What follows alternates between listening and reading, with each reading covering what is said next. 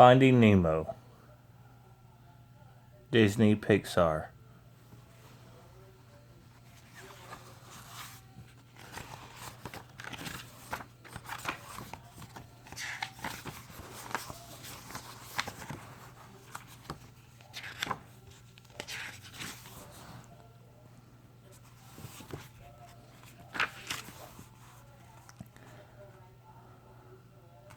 Come on, Dad, Nemo called out.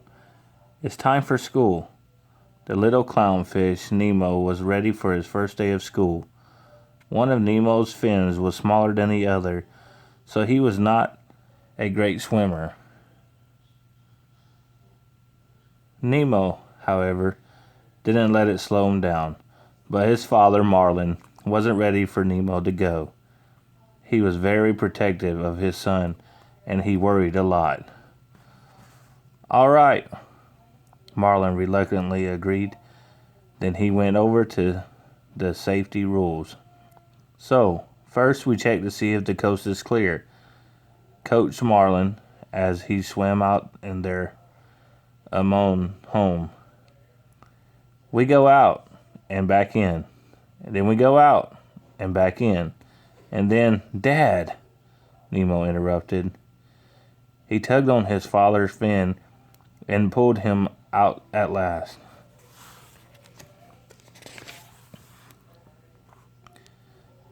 Soon Nemo and Marlin arrived at the schoolyard. The teacher, Mr. Ray, sailed in to take the children on a field trip.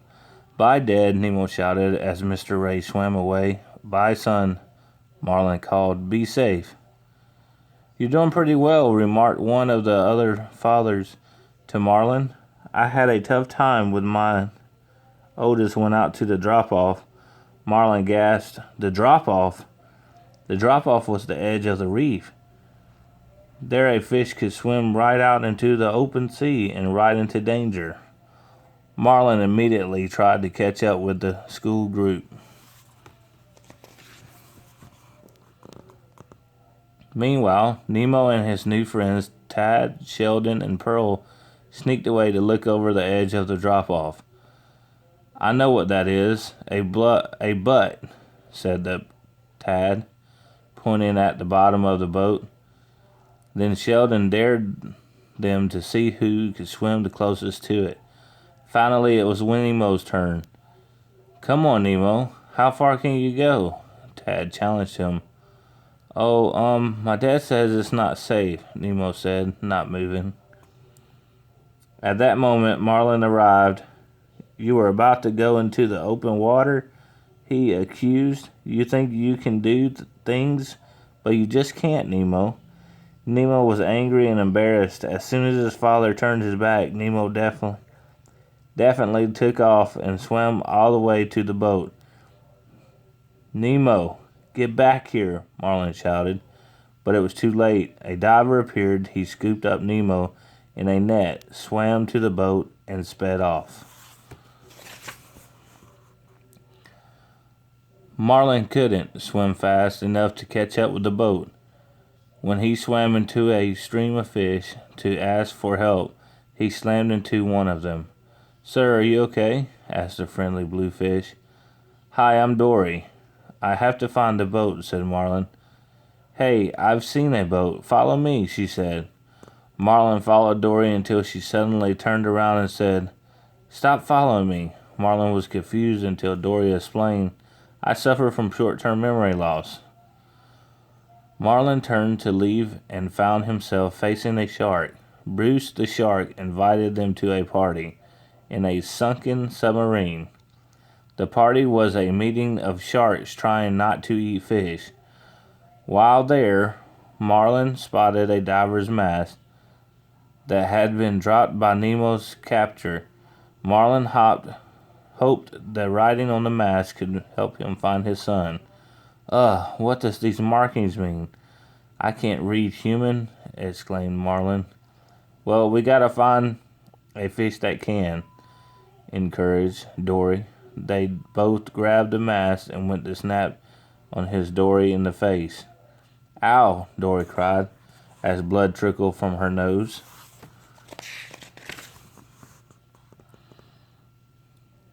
The smell of blood made Bruce want to eat fish again. The party was over. Bruce chased 2 fish. Luckily, Marlin and Dory escaped from the sub and the mask, and Dory remembered she could read. But before she could read it, the mask fell into the deep dark ocean. Dory and Marlin plunged into the scary darkness after it. They couldn't see a thing. Then Dory cried, "I see a light." But the light turned out to be a hungry anglefish trap. The pair dodged the anglefish teeth just in time as the anglerfish chased them. As the light fell on something, he looked. "A mask!" Dory shouted. "Read it," Marlin ordered, trying to keep the anglefish away from Dory.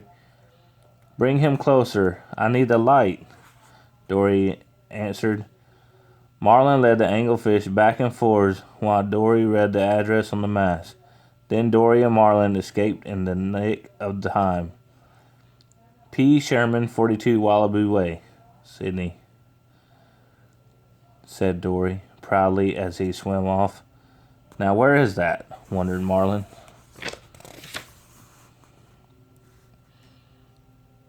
And turned out that 42 Wallaby Way was a dentist's office in Sydney, Australia. The diver who had caught Nemo was a dentist, and he put the little fish into his office aquarium. The aquarium was home to an interesting group of fish known as the tank gang. A friendly pelican named Nigel was perched on the dentist's windowsill visiting the tank gang. From them, Nemo found out that he was going to become a gift for the dentist's niece, Darla. The tank gang told Nemo that the dentist had given Darla a fish last year and it hadn't survived. "I have to get back to my dad," cried Nemo, horrified. The leader of the tank gang, Gil, reassured Nemo that they would find a way to escape before Darla arrived. Meanwhile, back in the ocean, P. Sherman, 42 Wallaby Way, Sydney, Dory proudly repeated the address over and over. Marlin asked a school of moonfish if they could tell him how to get to Sydney. The moonfish didn't want to help Marlin, but they were happy to help Dory. They found themselves into a pointing arrow in the direction of Sydney. "Great," said Marlin, rushing off in the direction they had indicated. "Oh, hey, ma'am," the moonfish said to Dory. "When you come to the trench, swim through it, not over it." "I'll remember," said Dory, and she hurried up to catch up with Marlin. "I gotta tell you something," Dory shouted to Marlin when she finally caught up with him at the edge of a scary trench. She couldn't remember what she needed to say. "We're going to swim over this thing," Marlin said. "Something's telling me we should swim through it," said Dory, but Marlin easily tricked her into forgetting and happily following him.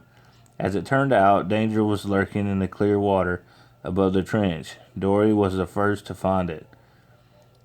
"Ow!" Dory yelled. The baby jellyfish had stung her. Marlin rushed over and shooed the baby away. "Let's be thankful this is just one little one," Marlin said, but then when he looked around, Marlin and Dory discovered that they were surrounded by hundreds of jellyfish. "This is bad," said Marlin. But Dory was giggling. "Hey, watch this," she said. Bounced on the tops of the jellyfish. Marlin quickly made up a game of jumping on the jellyfish's tops. "But there was one rule. You can't touch the tentacles," Marlin explained. The race began. After a while, Marlin hopped out of the jellyfish forest, but when he turned around, Dory was nowhere in sight. "Dory!" Marlin cried. Then he saw her in a jellyfish tentacle. Marlin swam back to his friend and dragged her out of the jellyfish forest. Then everything went black. Later, Marlin woke up, found that he was riding on the back of a sea turtle named Crush. "Saw the whole thing, dude," said Crush. He was quite impressive with Marlin's bravery. Marlin and Dorian were in a group of sea turtles traveling on the East Australian current, headed for Sydney.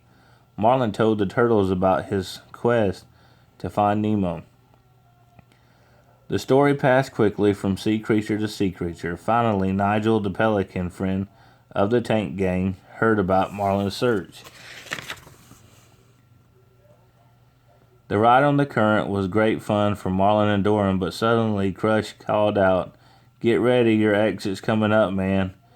"Thank you, Dude Crush," Marlin shouted as he and Dory left the Current. They soon found themselves in a very murky water, looking for Sydney. "Let's ask somebody for directions," suggested Dory, spotting what looked like a small fish far away. "There's somebody." "It's a fish. We don't know. It could ingest us," Marlin said nervously. But Dory continued. "Woohoo, little fella," she called. But soon Marlin and Dory discovered that the little fish was a giant whale. In one big mouthful, it swallowed them both. "We're in a whale," shouted Marlin. "Wow, a whale. You know, I speak well." Dory listened carefully on the whale's loud moans. He said, "We should go to the back of the throat." Marlin was irritated. "Of course, he wants us to go there. That's eating us." He says in time to let go. Dory and Marlin. He says it's time to let go. Dory told Marlin, so Marlin let go. Suddenly, he and Dory soon found themselves being shot out of the back of the whale's spout. They flew into the air and splashed back into the sea. When two of them had recovered, they realized that we're in Sydney Harbor. "You were right, Dory. We made it. We're going to find my son," cheered Marlin. "All we have to do is find this boat that took him." But Sydney Harbor was full of boats. The two fish searched all around at night. Next morning, a hungry pelican scooped the exhausted pair of fish into his beak as he flew back towards land. "No, I don't have this far to be breakfast. I don't come this far to be breakfast," yelled Marlin. He braced himself as the pelican's throat so the bird couldn't swallow them. The pelican coughed and the two fish landed on a pier. Just then, Nigel arrived. "I gotta find my son, Nemo," screamed Marlin. Nigel recognizes Marlin and Nemo's father. "Hey, wait. Hop inside my mouth," he told Marlin and Dory. "I can take you to your son." Back at the dentist's office, things were going badly for little Nemo. Niece Darla was due to arrive any moment. The dentist had Nemo in the water-filled plastic bag ready to give it to her.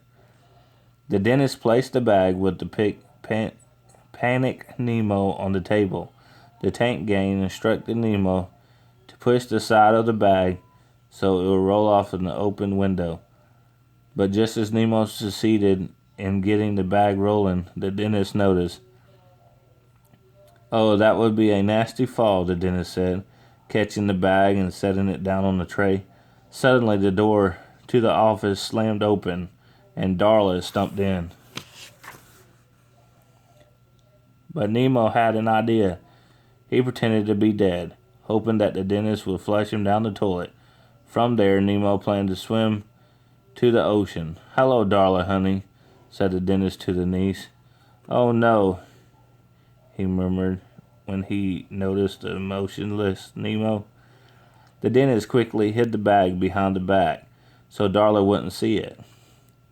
Moments later, the window burst open. In flew Nigel, carrying Dory and Marlin. "What the?" exclaimed the dentist, and Nigel collided with him. The dentist dropped the bag, holding Nemo onto a tray. A sharp instrument on the tray tore a small hole in the bag. Then, from his view in Nigel's beak, Marlin spotted Nemo and thought his son was dead. Nemo cried.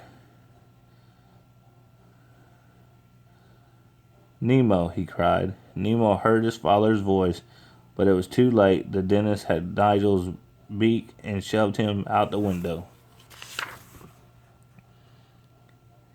In the confusion, Darla had picked up the bag and swung it back and forth, chanting, "Fishy, fishy." Nemo poured out of the hole into the bag and became stranded on a dental tool. The tank gang came to the rescue with the help of his friends. Gil catapulted out of the tank, hit the dental tools in his tail, and launched Nemo through Darla's grabby hands into the spit tank. Nemo disappeared down the drain. "Don't worry," Gil yelled to him. "All drains lead to the ocean." Whoosh! Nemo swooped and swerved through the pipes. It was quite a ride. Back in Sydney Harbor, Marlin sadly said goodbye to Nigel and Dory. He swam past two crabs and on a drainage pipe, and then he joined a school of grouper fish. Marlin started the long swim home. Nemo, meanwhile, called his ride through the pipes of Sydney. He popped up through a hole next to the very same two crabs. "Oi, got a live one here," said one crab. "Have you seen my dad?" Nemo asked, but he soon realized that the crabs were only interested in catching and eating him, so off Nemo swam in the opposite direction that his father had gone. Before long, found Dory swimming in circles and crying, "I don't know where I am. I think I am lost somebody, but I need to remember." "I'm Nemo," said the little fish. "I'm looking for someone too."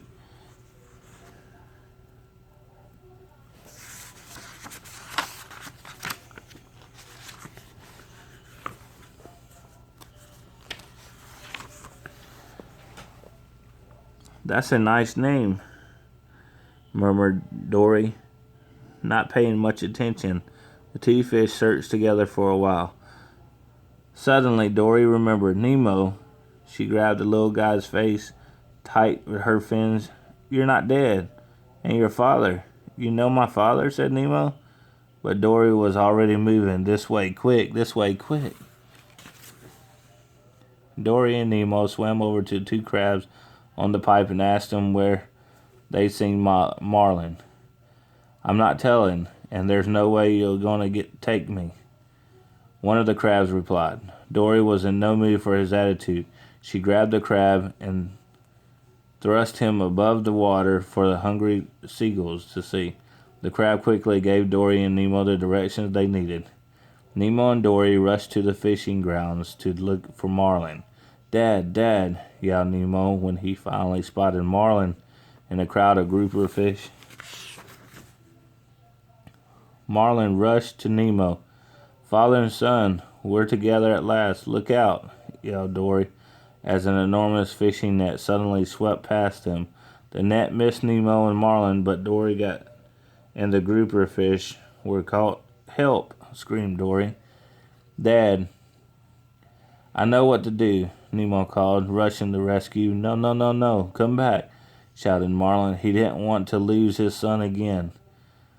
"Dad," said Nemo, "I can do this." "I know you can," Marlin finally agreed as Nemo swam into the net with the other fish. Nemo argued the fish deep inside the net to swim to the bottom, while Marlin told those near the outside of the net to do the same. Together, Nemo and Marlin break loose.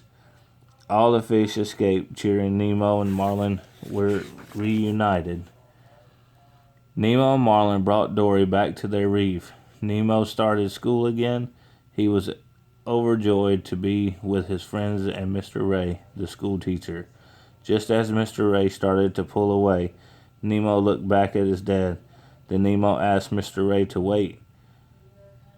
Nemo raced back and gave his dad a big hug. "Love you, Dad," said Nemo. "I love you too, son," said Marlin, holding tightly. "Now go and have an adventure." The end.